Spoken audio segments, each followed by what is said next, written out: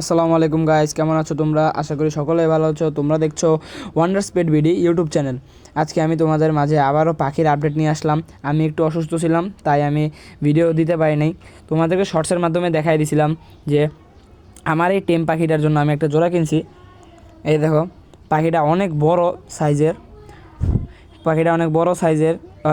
হলো গিয়া হেভি পার্লের মধ্যে মোল্টিংয়ে আছে, এজন্য এরকম লাগতেছে দেখতে। আর আমাদের এই সাইডে আছে ওই আগের মতো ক্রিমিনো আর ওই সাদা আর নীল একটা বাজিঘর। আর এখানে আমি নতুন বাজিঘর আনছি কিছু পাইডের মধ্যে। এই পাশের এটা হলো ছেলে, আর এটা ফিমেল না, এটা ফিমেল নাকি মেল এখনও বুঝতেছি না, কারণ নাকের কালারটা এখনও আসে নাই ঠিক করে। আর এই পাশে আমাদের আগের মতো এই বাজিঘর জোড়াটা আছে, কিন্তু ওরা ডিম দিতেছে নষ্ট করতেছে। এটার কারণটা কি তোমরা একটু কমেন্টে জানাও তো। যদি না হয় আমি বাজিঘরগুলো বিক্রি করে দেবো। আর এখানে আছে আমাদের ককাটেলের জোড়া।